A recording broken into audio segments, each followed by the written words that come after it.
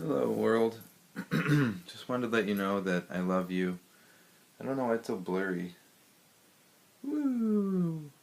That I care about you and that God, I'll just speak for God.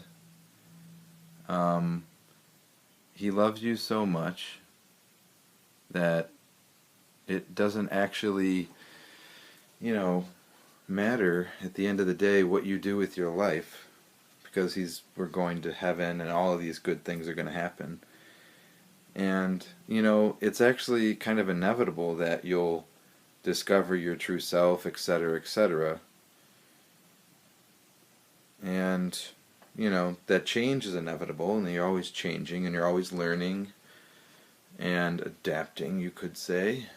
And, for example, in my life, like I could choose, to be a healer and say, and then from there you get to choose, well, what kind of healer, and it always branches off like that and gets more specific. And the thing is that as you get more specific, you get more in tune with your exact frequency of who you are. And I feel like that's actually the purpose of, at least for me right now, existence. Of course, that purpose could change, right? But the thing is, well, if you want to know the secret is that love is all that there is. So no matter, that's why I said before it doesn't matter. The reason I said that is because love is always present. Even when you're not present, love is present. Even when you're lost in your ego and you're like, okay, I don't know what I'm doing, I'm afraid, blah, blah, blah. Love is still there. You could call love Jesus, you call it Buddha, whatever, a million different things, but it's just God and it's love. And God doesn't hate like the devil. He doesn't like push away and say you need to, resist all these things, even though that might be part of people's paths, right?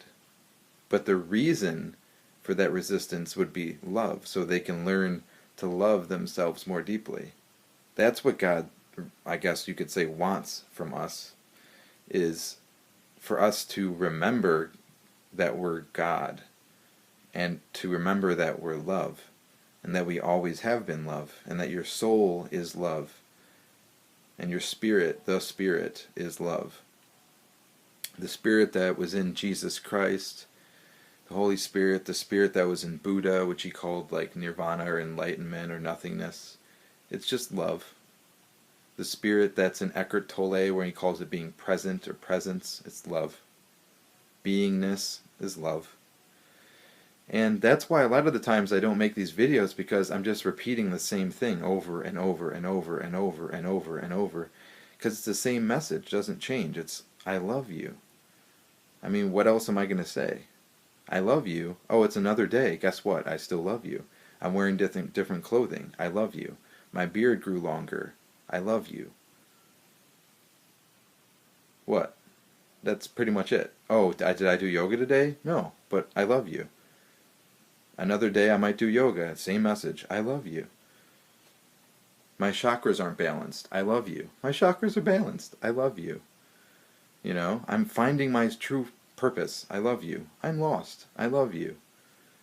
I'm suicidal, I love you. Someone died in my family, I love you. I love you. It's not your fault. Let them go. And for the people that out there who are suicidal, I love you. I just do. I just love you. Just the way that you are right now. I know, I understand if you're suffering. I love you. I love you. You know what Jesus' message was essentially when he's saying, you can do all these things that I've done and more. And he's saying that you will. Back in the past, he said, you will do all these things and greater. The key to that is love. And the reason that he could do those things is because he was in his heart. And the only way to actually be in your heart is to feel love for everyone. And the way to do that, at least for me, is to realize that God is already everything. Everything. I mean everything with a capital E. Everything. He is everything. Okay, I love you. So have a good day.